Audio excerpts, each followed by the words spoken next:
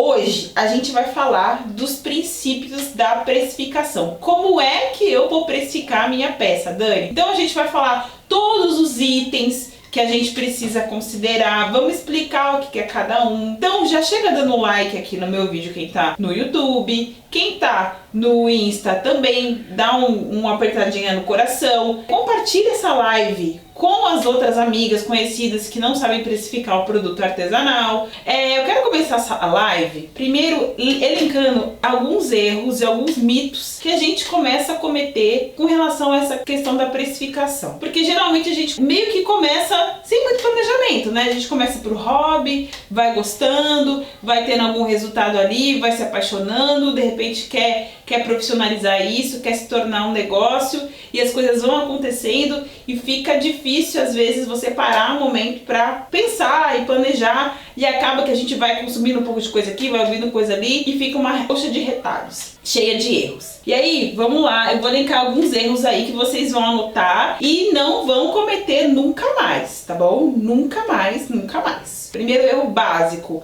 passar orçamento sem ter calculado o custo. Simplesmente a gente produz, confecciona a peça, a pessoa chega, pergunta o preço, pede o orçamento e a gente fica, ai meu Deus, e fala o preço que vem à cabeça. Pergunta para um, pergunta para outro e fala o que vem à cabeça. Não é incomum receber mensagem de meninas perguntando, Dani, quanto que eu cobro por isso? Eu não tenho como responder isso, gente. Cada um vive uma situação, não dá pra eu sugerir preço, porque o preço que eu posso sugerir pode ser um baita tiro no pé pra você. Então é importante a gente saber, nunca passe nenhum tipo de orçamento, nenhum valor sem ter calculado antes. Erro 2, dar desconto por arredondamento. Porque se você não sabe precificar exatamente, o cliente vai falar assim, você vai falar, custou R$12,35. Por exemplo, aí o cliente fala, faz então por 10, é 12, né? Só R$2,35, que diferença faz? E aí você vai, é só R$2,35 e faz o arredondamento para baixo. Se você não sabe o que você está fazendo, as chances são que você está perdendo muito da sua margem de lucro. Parece pouco, mas é só R$2,35, pega 2 e pouquinho daqui, 2 ali, 1 dali, 5 dali. No final do mês você tem uma perda gigante, uma perda de faturamento que vai impactar sim no seu negócio. Então nunca façam isso. E o cliente sempre vai pedir para vocês arredondarem para baixo. Óbvio, nunca para cima, né? Não, então faz por 15, tá tudo certo. Não é, ele vai falar, faz por 10. Então não façam isso, tá? Terceiro item, não anotar quanto gastou para produzir a peça. Um dos itens que a gente vai ver para formar o preço é o quanto a gente gastou com materiais. Então, quanto de feltro, quanto de linha, quanto de botão, quanto de fita, tudo isso a gente precisa saber. Portanto, é fundamental que seja anotado tudo. E a gente não sai comprando toda hora. Toda vez que você vai fazer compra, o que eu sugiro? Hoje eu saí para fazer algumas comprinhas. Aí eu comprei um pacote com 50 botões, comprei X metros de fita, né, X pacotinhos lá de várias cores. Você já chega em casa e já anota na sua planilha, ela tem lá um controle, porque depois você não vai lembrar e você vai precisar dessa informação depois na hora de precificar o produto. Então, chegou de qualquer compra, vai lá, tenha um caderno, tenha uma planilha, tenha um aplicativo, seja lá o que vocês gostem de usar e anota. Comprei hoje 20 metros de feltro, paguei X reais em cada metro. Comprei fita e gastei um e pouco no pacote de 10 metros. Com tudo. E coloque a especificação também, porque existem fita 2 milímetros, de 5 milímetros e tudo isso também interfere no preço. Então, anotem. Outro erro, achar que horas de trabalho é igual a lucro. E isso é um problema, porque uma coisa é uma coisa e outra coisa, outra coisa. As suas horas de trabalho, a sua mão de obra é o que realmente vai vir para o seu bolso. E o lucro que você vai colocar no final, eu vou explicar como, é o que vai para o negócio. É o dinheiro do lucro das suas vendas que você vai usar para investir, para comprar novos materiais, para fazer campanha de marketing. É o lucro e não o dinheiro das suas horas de trabalho, tá? As horas de trabalho correspondem ao seu salário que a gente conversou na nossa primeira live. Outro erro muito comum, multiplicar os gastos com materiais por 3. Você simplesmente vai lá, tem até esse controle de materiais que você usou, você soma lá, eu gastei de material R$35, aí você multiplica por 3 e acha que esse é o seu preço de venda. E não é. A gente vai ver hoje que existem vários itens importantes que a gente precisa avaliar para poder chegar no preço de venda. E eu vou começar falando, já de cara, dos custos. Então, Dani, o que é custo? Custo é tudo que está relacionado ao produto final, a peça. O feltro, a fita, o botão, a cola, a linha, a termolina, a caneta apagável que você usa, tudo que está relacionado ao produto, à peça final, ao seu QuietBook, tudo que gerou isso aqui de alguma forma é custo. Dito isso, a gente tem dois tipos de custo: fixo e custo variável. Vamos entender o que é um e o que é outro. Custo fixo, para facilitar a nossa vida, e no meu entendimento, que eu acho que é a melhor forma que a gente tem para utilizar, é tudo que é aplicado em produtos de uma forma geral e que a gente também, outra característica, a gente tem dificuldade de mensurar. Por exemplo, cola. Dá pra gente calcular cola? Até dá. Se eu pegar a cola lá, ficar medindo centímetros, dá pra fazer. Só que vamos combinar que isso dá um trabalho, é surreal e não é preciso? Então vamos colocar cola como um custo fixo, porque eu uso cola em tudo que eu faço. Vamos colocar também, tipo, exemplo, a caneta apagável. Eu não sei quanto eu uso de caneta apagável para fazer um livro, né? Eu não tem como eu medir a carga da caneta e quanto foi naquele produto, mas eu sei que eu uso. Então eu coloco isso como custo fixo, que eu também uso em tudo. Exemplo, linha de costura. Eu não sei quantos metros de uma linha, de um carretel, de um cone eu uso para fazer um livro ou um brinquedo, mas eu sei que eu uso em todos. Não tenho, até tenho, mas não dá. Vamos combinar que na prática não dá para a gente viver. Hoje eu gastei 10 centímetros, 20 metros da linha azul, 50 centímetros da linha verde. Cara, não existe isso. A termolina leitosa também. Quanto de termolina vai para um livro? Não sei, não dá pra gente saber. Então, no meu entendimento, e eu acho que vocês devem agir dessa forma, é considerar custo fixo tudo que vocês usam e todas as peças e que não dá pra gente mensurar, tá bom? Fica muito mais fácil assim. Ah, Dani, entendi.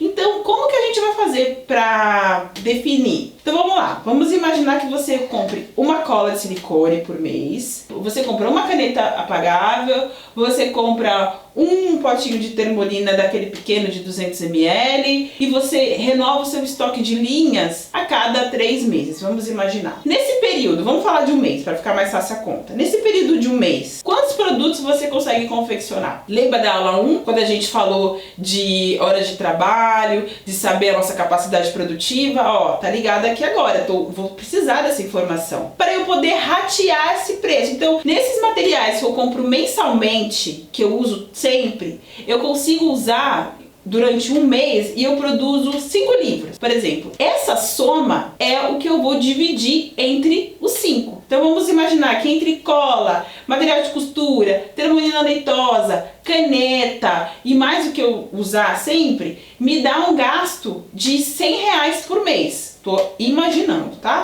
R$100 por mês. E desses materiais que eu compro, dura um mês, eu consigo fazer em média 5 produtos, 5 livros. Então eu vou pegar os R$100 e dividir por 5, que vai me gerar um custo de R$20. Então o custo fixo que eu tenho com materiais mensalmente é R$20.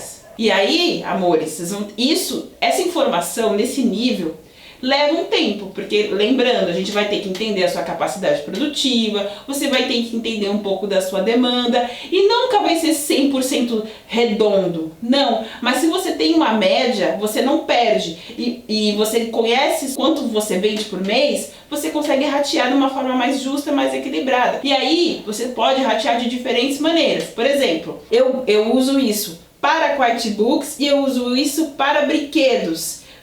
Tem consumo diferente, então você também pode dividir, tá bom? Agora vamos para custos variáveis. É tudo que vai variar de peça para peça. Nem todo livro você vai usar ilhós, nem todo livro você vai usar um determinado tipo de botão, nem todo livro, nem todo brinquedo criativo você vai usar fita. Então os custos variáveis são aqueles que você vai variar de acordo com peça por peça, e são esses que você vai calcular caso a caso, tá bom? Então, você vai usar o botão imantado em um, não vai usar no outro, vai usar isso em um, não vai usar o outro. E aí chega na pergunta de $1 milhão, que na verdade não é, que até foi feito hoje lá nos comentários que eu deixei para vocês lá responderem quais são as principais dificuldades, e uma pessoa respondeu como saber o preço dos materiais. E aí a resposta é rateio de material, continha de regra de 3 e divisão. Nós vamos usar geralmente essas duas continhas para poder saber quanto custa cada item. Como que funciona isso, Dani? Você comprou um saco de botões, você pagou R$10. O que você vai fazer? Você vai dividir os R$10 totais pela quantidade unitária que tinha ali. Então eu vou dividir R$10 dividido por 10 botões. Quanto custa cada botão? R$1. E aí você vai fazer um livro e você usou, desses 10 botões, você usou 2. Quanto custou? Aí você vai colocar lá na sua planilha. Botões de resina, R$2. E aí você vai ter que ter um controle disso na sua rotina. Por quê? Você tinha 10 que custou R$1 cada um. Depois, se acabar esses 10 e você precisar de repente comprar outros 10, e se não for mais R$10? Por isso que a gente tem que anotar e ter o controle de saída de cada um dos itens, senão vai ficar inviável, tá bom? Fita. Qual é a unidade de medida que a gente usa nos livros? Centímetros. Você não usa 1 metro de fita no livro ou no brinquedo. Não usa, você usa centímetros. Então o que você tem que fazer primeiro? Transformar a unidade de medida. Por que eu digo isso? Porque as fitas de cetim, elas são vendidas em metro, né? Geralmente 10 metros, às vezes mais. Mas 10 metros. Quantos centímetros valem 10 metros? Você vai ter que fazer a conversão para tratar centímetro com centímetro. Não dá para você fazer a conta de metro por centímetro. Você vai ter que fazer a conversão. E aí, depois disso, o que você vai fazer? Regra de 3. Se 10 metros custa X reais e eu usei 30 centímetros, quanto vale esses 30 centímetros? Regra de 3. Matemática. Não tem jeito, não tem como escapar. E tudo que for metro, é assim que você vai fazer. Cordão, fita, barbante, é isso. Converte para centímetro e faz a regra de 3. Quando é saquinho, quantidade, você precisa saber quantos tem naquele pacote. E, por exemplo, zíper também. Eu compro o pacote que vem...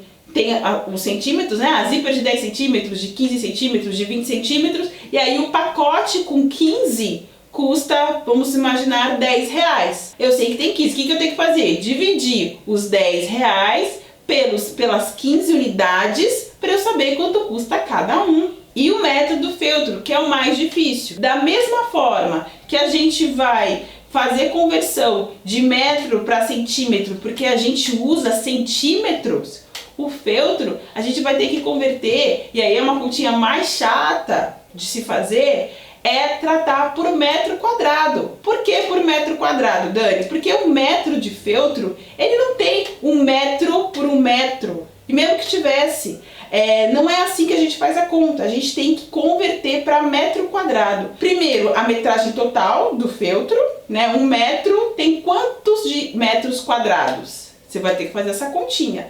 Depois que você fez a continha e descobriu quantos metros quadrados num metro de feltro e quanto custa esse metro quadrado, o que você vai fazer depois? Regra de 3, para saber quantos metros quadrados você usou na sua peça.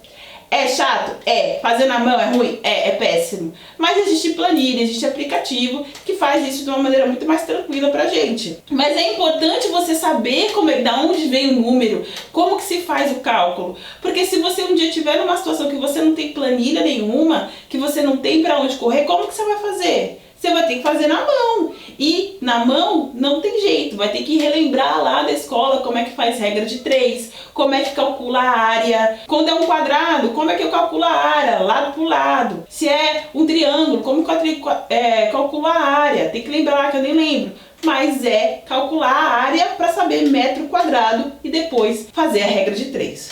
Ufa, é isso. É assim que a gente vai definir os materiais. Tudo que a gente for usar, que for custo variável, é a quantidade que você usou. Você vai fazer seu livro, você vai contar lá. Esse botão aqui, por exemplo, isso aqui é um botão comum de resina. Vamos contar aqui comigo? 1, 2, só. Nesse livro eu usei 2 botões de resina. Eu preciso saber quanto que valeu um para eu ir lá e calcular. Usei 2. Vamos ver quantos botões Ritas. Aqui eu usei 2. Como que eu calculo o botão Rita? Eu paguei R$60 na caixa e a caixa vem 100 unidades. Vou dividir o valor total que eu paguei na caixa pela unidade, pela quantidade de botões desse tem lá, para eu saber quanto que custa cada um. Isso aqui vai custar 0,000 centavos, mas eu preciso saber. A mesma coisa a miçanga, eu só usei 4 miçangas aqui. Quanto que vale cada miçanga? Eu tenho que saber quanto que eu paguei no pacote, porque isso aqui eu não comprei individualmente. Não comprei uma miçanga que custou 10 centavos, eu comprei um bolão lá que custou X reais. E a cola, coloco no pequeno e veja mais ou menos quanto usei. A cola não é difícil, eu falei, não é impossível, gente, não é impossível você calcular cola, mas a gente tem que facilitar a nossa vida, e é um cálculo que é quase insignificante lá no final.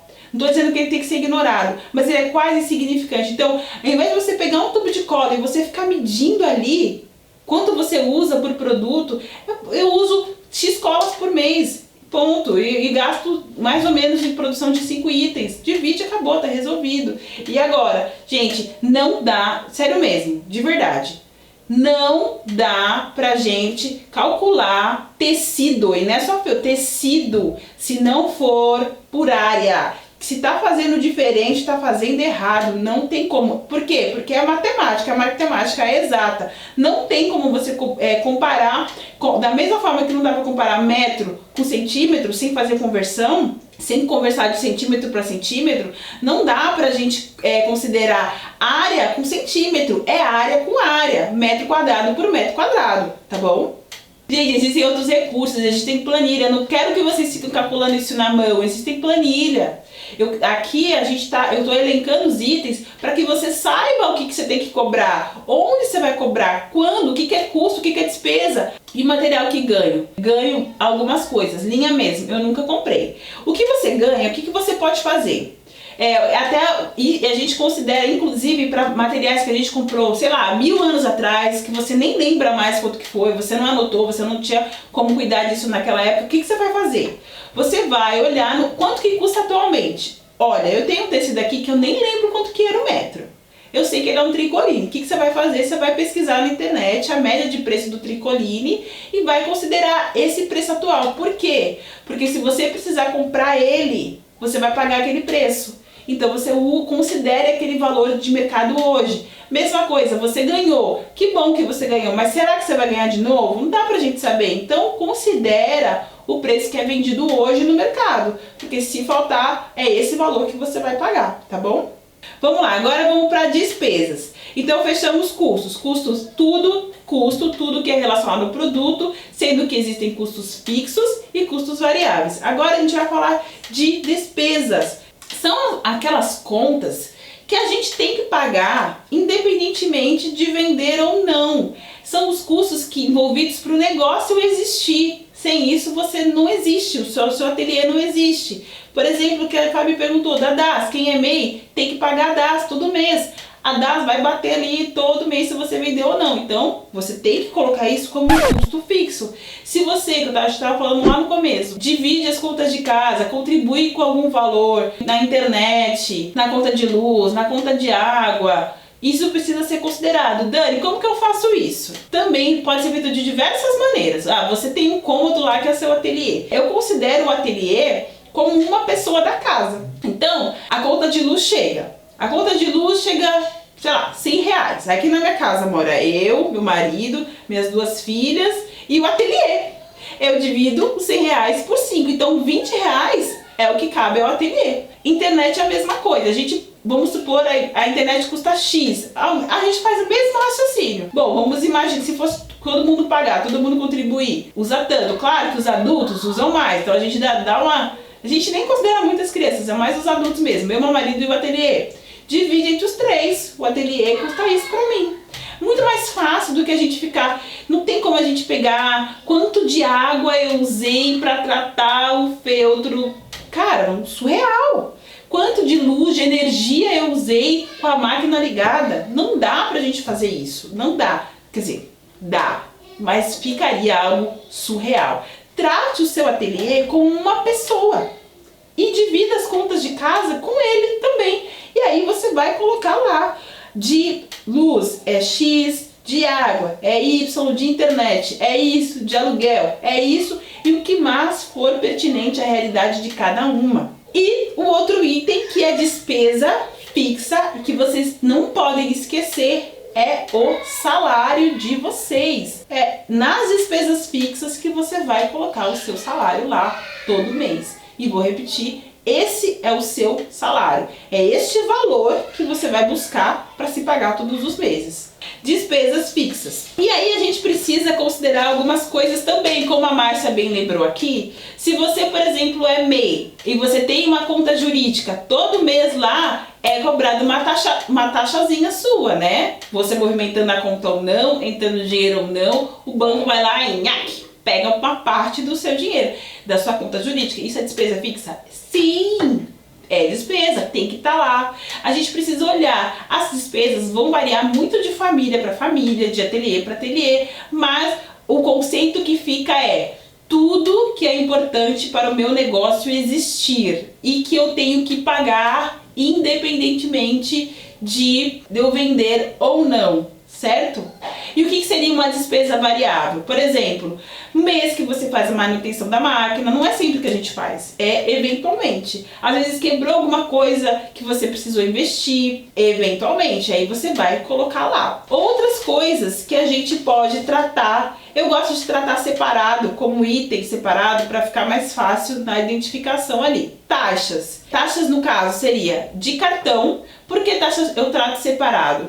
Porque vai depender da forma. A gente conversou ontem sobre cobrança, forma de pagamento. A taxa para pagamento à vista é uma, a taxa para parcelado é outra. E aí a gente precisa tratar dessa maneira. Se você vende no Elo7, se você vende no Mercado Livre, se você vende em outro lugar, você tem que colocar lá a taxa que é deduzida das suas vendas, as comissões, né, no caso. E isso também varia de lugar para lugar. Isso também você tem que considerar. Não dá para esquecer desses detalhes. Ah, deixa eu falar uma coisa que não vi se alguém perguntou. Ah, aqui, nossa, pensamos junto. Embalagem. Como que eu coloco? A embalagem vai depender também. Você tem uma única embalagem para tudo? Se você usa uma única embalagem para todos os seus produtos, ela pode entrar muito bem como custo fixo, porque você vai saber lá, cada embalagem custa X, você gasta X embalagens, está tudo resolvido. Porém, se você muda a cada produto tem uma embalagem diferente, tem um acabamento diferente, tem alguma coisa que varia mesmo, aí ela vai entrar como custo variável, mas é custo. Por quê? Porque ela está dentro de algo relacionado diretamente ao produto. Depois que você listou tudo isso que eu falei, custo fixo, custo variável, despesa fixa, despesa variável se houver, as taxas de cartão que você vai precisar utilizar, se você tiver comissão para pagar para algum terceiro, você vai colocar. Depois que você as suas horas de trabalho, não podemos esquecer, as horas de trabalho lá, eu levei X horas para produzir essa peça. Depois que você somar tudo, o que você vai fazer? Vai passar esse preço para o cliente? Não, ainda não. O que falta? A taxa de lucro. Porque até então, até este momento, tudo que você calculou, você vai pagar, tá? Nada ainda é seu, com exceção do seu salário, mas ainda assim, o seu ateliê tem que te pagar isso. Tudo isso tem dinheiro destinado. O valor que chega lá antes do lucro, que seja R$150. Esses R$150 vai para pagar os produtos, vai para pagar as contas, vai para pagar seu salário, vai para pagar os fornecedores, vai pagar as taxas, vai pagar tudo. Ainda não sobrou nada. E o seu salário, tá? Para pagar isso. E aí o que a gente precisa considerar? O nosso lucro. Dani, o que é o lucro? O lucro é uma porcentagem que você vai adicionar a esse valor. Este valor é o que é o seu lucro efetivamente. É esse dinheiro que não é seu, que é do ateliê, que você vai guardar lá. Vai separar da sua vida pessoal, porque esse dinheiro não te pertence. Dani, quantos por cento de lucro? Não tem regra. Não tem regra. Por quê? Porque pode variar muito. Você, se é uma artesã experiente, você pode colocar uma porcentagem. Se você está começando, você pode colocar outra porcentagem. Se você tem produto escasso, se você faz um produto que é difícil de achar, que tem um baita de um valor agregado, você pode se dar ao luxo de colocar uma taxa maior, uma taxa de lucro maior. Tudo depende. O que a gente pode fazer? Teste.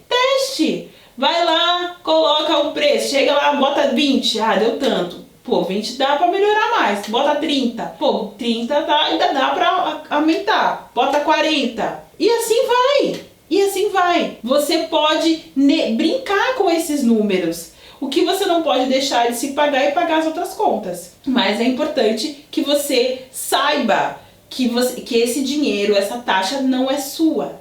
É do seu ateliê. E faça teste. Coloca até onde você chegar. Pode. Pô, se dá pra botar uma margem de 90% e você vender, não tem problema. Ninguém vai te julgar por isso. É só você garantir o outro lado. Garantir que você vai entregar, garantir que seu produto é bom e etc.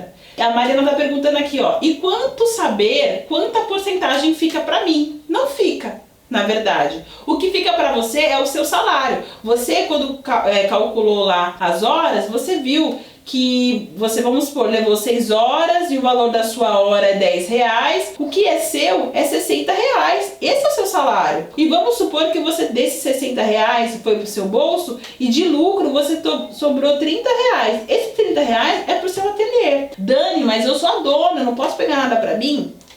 Pode. Aí isso aí que você vai fazer é uma retirada de sócio, que chama no termo correto. Você, por ser dona do seu ateliê, você faz jus a isso. Você pode fazer uma retirada de sócio, mas você tem que saber que aquilo é um dinheiro que você está tirando do seu lucro para si, tá tudo bem. Mas que esses 30 reais deveria reinvestir no negócio, porque esses 30 reais que você vai usar para fazer uma campanha, 30 reais que você vai comprar uma coisa nova, que você vai investir em cortes de feltro, enfim. Deveria ser o ideal, o mundo perfeito, é que esses 30 reais fiquem só para investimento do ateliê. E o que é seu é os 60 reais das suas horas de trabalho, ponto.